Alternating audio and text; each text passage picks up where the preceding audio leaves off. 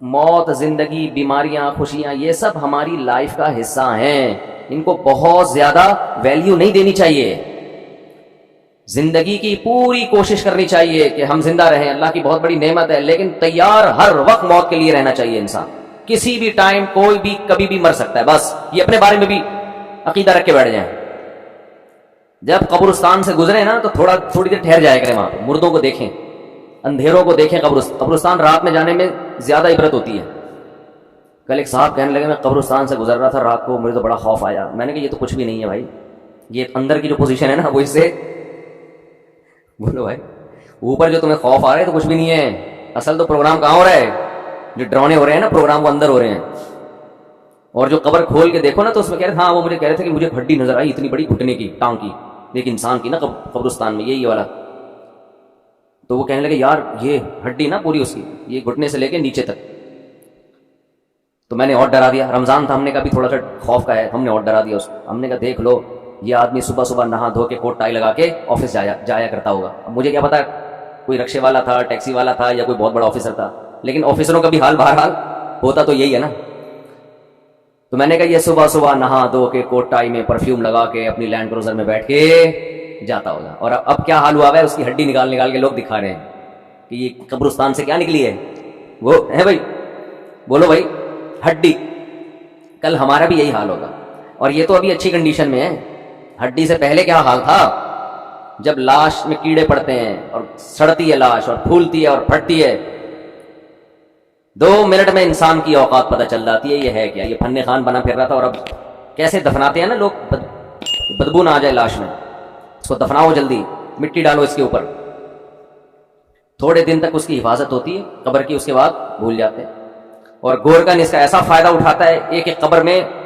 یہ تو قیامت کے دن جب پاپوش کے قبرستان سے اور یہ محمد شاہ کے قبرستان سے جب مردے اٹھیں گے تو پتہ چلے گا کہ آدھی آبادی تو ایک ہی قبرستان سے اٹھ رہی ہے. ایک ایک قبر سے 25-25 لوگ نکلتے ہیں.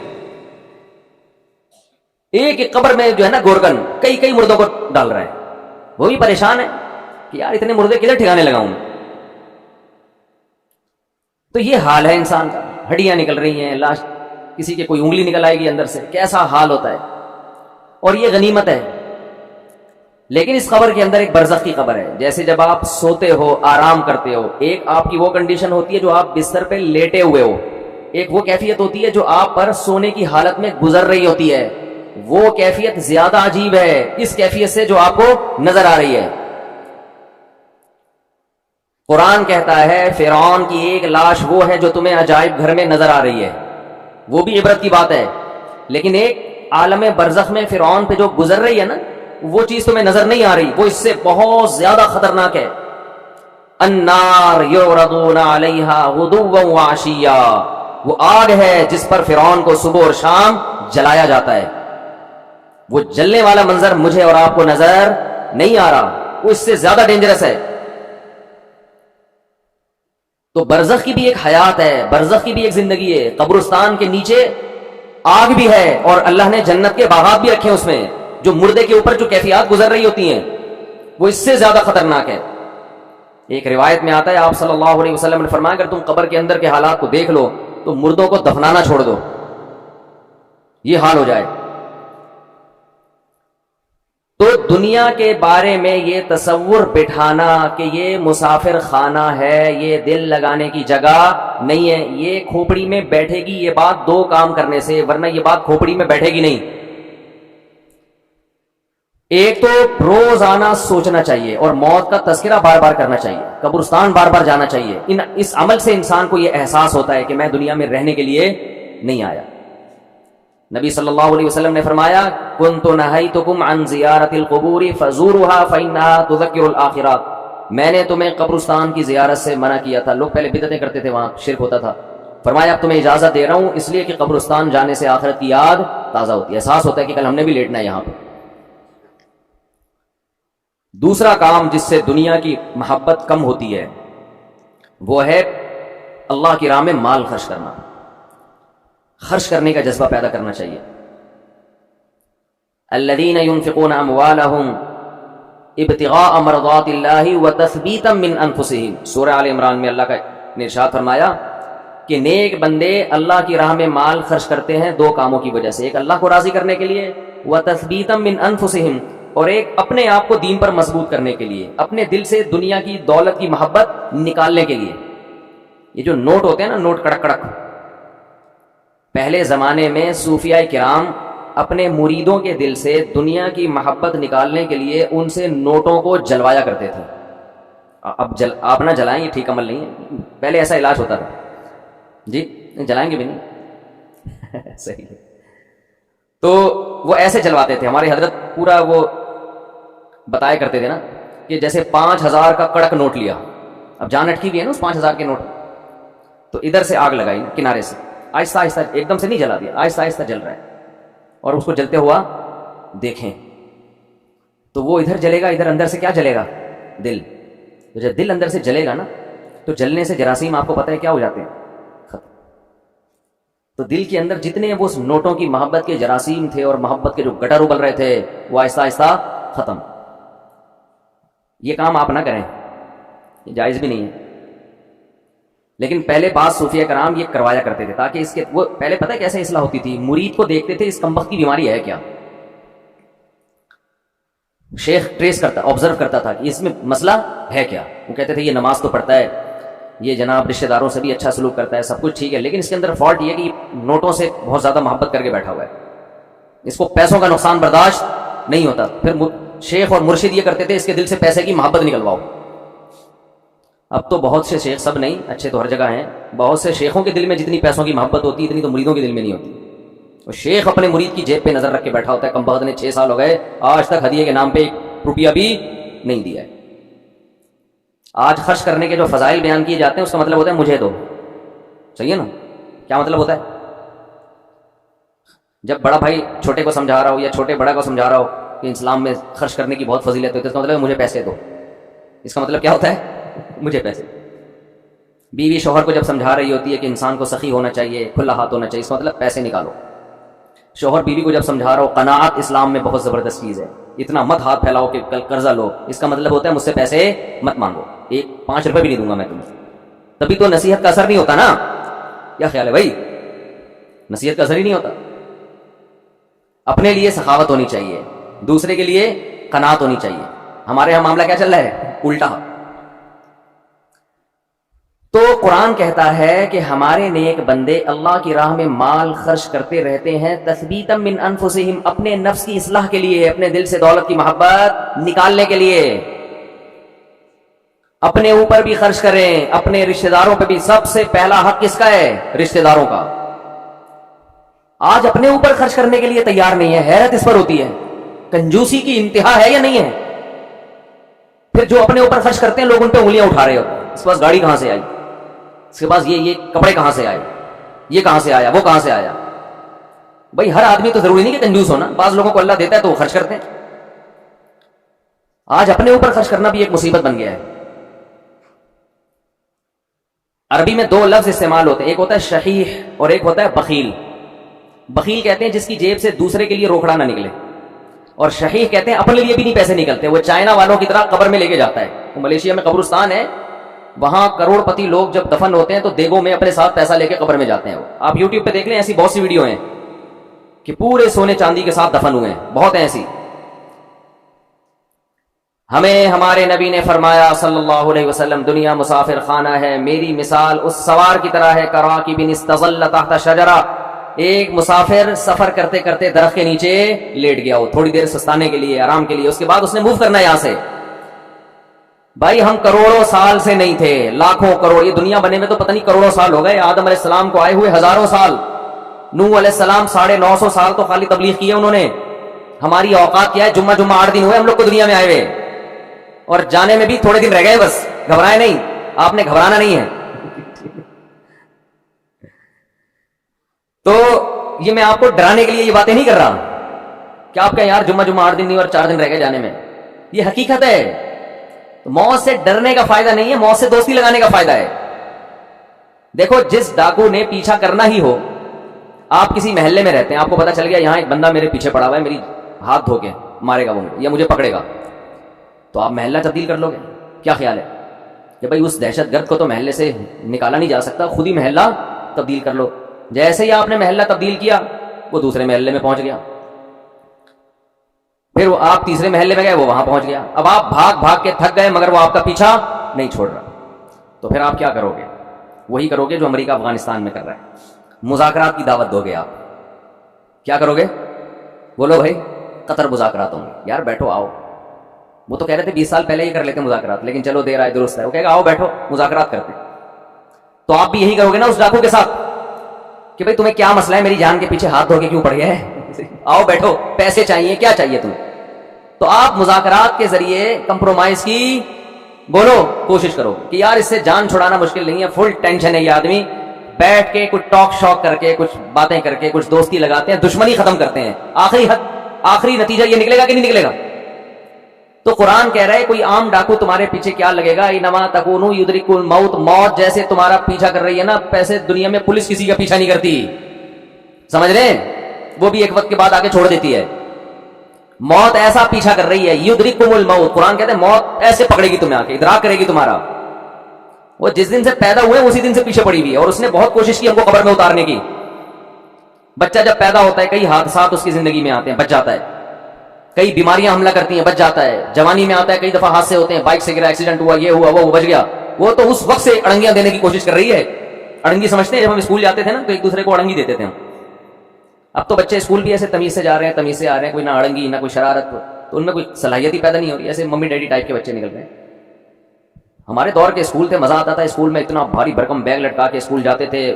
ساتھ والے کو شرارت ہوئی, تھوڑا سا آگے گئے, اس نے تھوڑا سا ٹانگ میں یوں کیا, آگے گئے, پھر ہم بدلہ لینے کے پیچھے پڑے ہوئے تھے, اب ہم بھی اڑنگی دیں گے.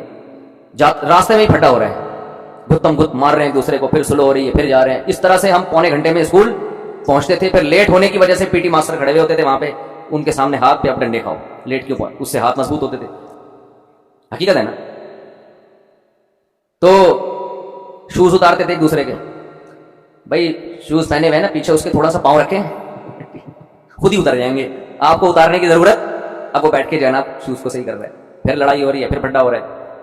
ایک بچہ کافی دیر سے نا اس کا ہاتھ نہیں جا رہا تھا گھنٹی پہ, ایسے اچھل اچھل کی کوشش کر رہے, بڑے میاں گزرے, انہوں نے بجا دی گھنٹی,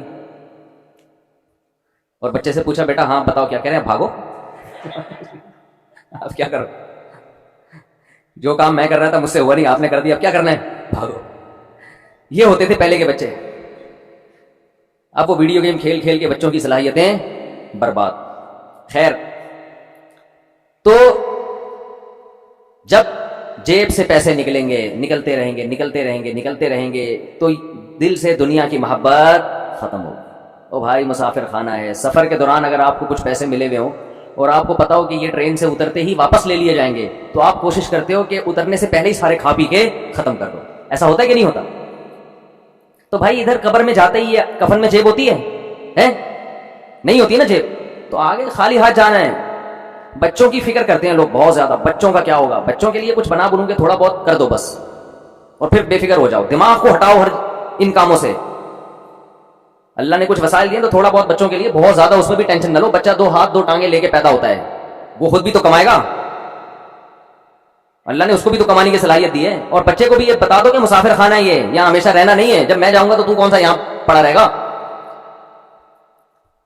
تو اس کو بھی یہ بتا دو یہ مسافر خانہ ہے, یہ رہنے کی جگہ نہیں ہے. وہ میں اپنے چھوٹے بچوں کو صبح سحری کے وقت یہ سمجھا رہا تھا نا کہ دیکھو ہم سب نے مرنا ہے. بچوں میں نا یہ باتیں بار بار دماغ میں, بہت چھوٹے بچے کے تو نہ ڈالیں, وہ باصبر ڈر بھی جاتا ہے, لیکن ہنستے کھیلتے ان کو یہ باور کراتے رہیں کہ دیکھو ہم نے جانا ہے, یہ دنیا رہنے کی جگہ نہیں ہے. یہ چیزیں آج والدین بتاتے نہیں ہیں. تو میں بچوں کو لے کے بیٹھا ہوا تھا, چند دن پہلے کی بات ہے, میں بچوں سے کہہ رہا تھا دیکھو بچوں سب نے جانا ہے, سب سے پہلے ہو سکتا ہے میں جاؤں. تو ایک چھوٹی بچی کہتی ہے بھائی ابو منہ سے نا باتیں اچھی نکالنی چاہیے, انسان منہ سے کیا کرنا چاہیے, باتیں اچھی نکالنی. مجھے ہنسی آ گئی, میں نے سوچا اس کو یہاں بٹھا دیتا ہوں کہ اب آپ نصیحت کرو, ہم سامنے بیٹھتے ہیں جا کے. بچے آج کل بہت ڈیڑھ ہوشیار قسم کے پیدا ہو رہے ہیں. تو بچوں کو جب کہنا کہ منہ سے باتیں اچھی نکالنی چاہیے, کیا موت موت کی باتیں ہیں, تو بولو بیٹا یہی اچھی باتیں ہیں, منہ سے زندگی کی باتیں اچھی نہیں ہیں. تو میں یہ کر رہا تھا, جس ڈاکو نے آپ پہ پنجے گاڑنے ہی ہیں, پکڑنا ہی ہے, تو اس سے مذاکرات کر کے دوستی لگا لی جائے نا, تو موت ایک ایسا دشمن ہے جو کسی قیمت پہ آپ کو معاف نہیں کرے گا. تو اس سے بھاگ نہیں سکتے, اس سے دوستی لگائی جا سکتی ہے. موت سے باتیں کیا کریں بیٹھ کے, بھائی کوئی مسئلہ نہیں ہے, جہاں تم نے اتنے لوگوں کو قبر میں اتارا مجھے بھی اتار دینا, تو لیکن آپ چاہتی کیا ہو مجھ سے, ٹھیک ہے نا, پرابلم کیا ہے آپ کے ساتھ, میں تو تیار ہوں گلے لگانے کے لیے. تو موت کہے گی کہ دیکھ میں جب کسی کو پکڑتی ہوں نا تو کسی سے کو دوست بن کے پکڑتی ہوں اور کسی کو دشمن بن کے. جس کا عمل اچھا ہو موت اس کے لیے ایک محبوب کو محبوب سے ملانے کا ذریعہ ہے. جس کا عمل اچھا نہیں ہے موت اس کے لیے ایک بہت بڑی آفت اور تباہی ہے. حضرت عمر کی شہادت کا جب وقت تھا تو فرمایا کہ مجھے جلدی دفنانا. حدیث میں آتا ہے نا کہ جب مردے کو ہم لے کے جا رہے ہوتے ہیں قبر میں تو اگر وہ اچھی میت ہو نیک عمل ہو تو وہ کہتے ہیں جلدی لے کے جاؤ. وہ بزبان حال یہ کہہ رہا ہوتا ہے. اور اگر اس کا عمل برا ہے تو کہتے ہیں مجھے کہاں لے کے جا رہے ہو تم. انسان اپنے عمل کی طرف جا رہا ہے, عمل کی طرف. انکا کادح الی ربک کدحا فملاقی. اے انسان تم میں سے ہر شخص رب کی طرف ایک عمل کر رہا ہے اور عن قریب اس عمل سے اس کی ملاقات ہونے والی. جو کر رہے ہیں اسی سے ملاقات ہوگی. تو اچھا کر لو بھائی, کچھ اچھا کر لے تاکہ ملاقات ہو تو خوشی ہو.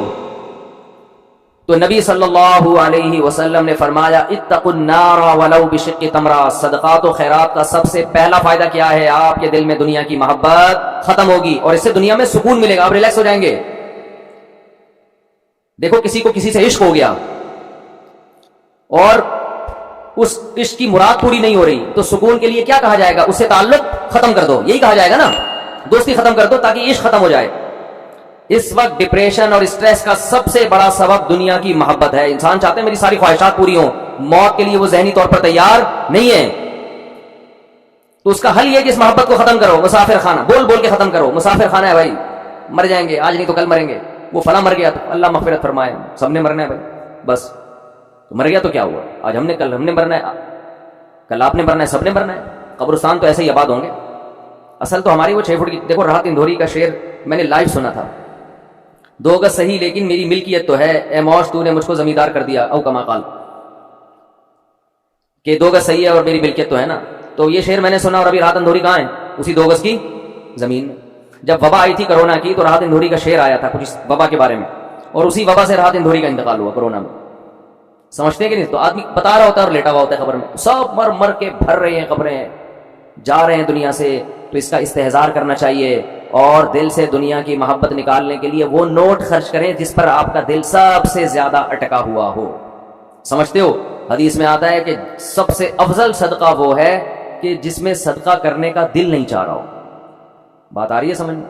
صدقہ کرنے کا بولو بھائی دل نہیں چاہ رہا, وہ نکالو جیب سے. اور صحابہ یہ بھی پوچھتے تھے کہ کہاں خرچ کریں. نبی نے فرمایا ہاں پہلا فائدہ میں بتا دوں کہ دل کی اصلاح ہوتی ہے. دوسرا فائدہ ذہن کو سکون ملتا ہے, ڈپریشن اسٹریس ختم ہوتی ہے. تیسرا فائدہ اللہ کا غضب ٹھنڈا ہوتا ہے. گناہ انسان سے ہو جائے اللہ غضبناک ہوتے ہیں. آپ نے فرمایا آگ سے بچو اگرچہ کھجور کا ایک دانہ صدقہ کر کے ہی ہو, کچھ نہ کچھ کرو صدقہ تاکہ اللہ کا غضب کیا ہو؟ ٹھنڈا. تو بہت سارے ہیں. رمضان میں چونکہ نبی سخاوت کا دریا بنا کرتے تھے تو رمضان میں زیادہ کرنا ہے. کرنا کہاں ہے یہ بہت اہم سوال ہے. سب سے پہلا حق اسلام نے آپ کے غریب ترین رشتہ داروں کا بنایا. آج کل غریب لوگ مارکیٹ میں اویلیبل ہیں نہیں. پہلے میں یہ بتا دوں, آپ غریب تلاش کرنا مشکل کا ہے لیکن اتنے آسانی سے نہیں ملتے, اس میں فراڈ ہی زیادہ ملتے ہیں. تو اگر رشتہ داروں میں کوئی واقعی مستحق ہے تو جنت کمانے کا اس سے بہتر موقع آپ کے پاس نہیں ہے. اور رشتہ داروں کو تو ویسے بھی ہدیے دے دیا کرو بھائی.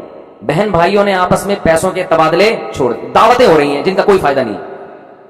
بلا کے اتنا قورمہ دیکھ پکا کے سب کو کھلا دیا. وہ پہلے اپنے گھر میں نہیں کھا رہا کیا بیٹھ کے؟ پیسوں سے جتنی حاجت پوری ہوتی ہے کسی کی اتنی دعوتوں سے پوری نہیں ہوتی. تو پیسے دو بھائی ان کو. رواج ہی ختم ہو گیا کہ بھائی اپنی بہن کو لفافے میں ڈال کے پیسے دے دے. اور رشتہ دار جو قریبی ہے نا ان کے لیے مستحق ہونا ضروری نہیں ہے. مستحق تو زکات کے لیے ضروری ہے, پھر ورنہ زکات ادا نہیں ہوگی. ویسے صدقہ دینے کے لیے سامنے والے کا مستحق ہونا ضروری نہیں ہے. اپنے قریبی رشتوں کو آپ ہدیے کے نام پہ لفافے میں پیسے ڈال کے دے دیا کرو.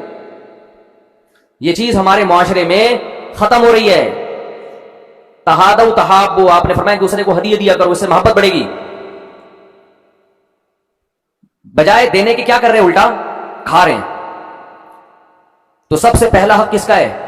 قریب ترین رشتہ داروں کا, پھر دینی مدرسوں کا, پھر اور جو بھی اللہ نے آپ جو بھی خیر کے کام ہیں, ہسپتال ہیں جو اچھے کام کر رہے ہیں, کہیں بھی جہاں آپ کا دل کھٹکتا ہے.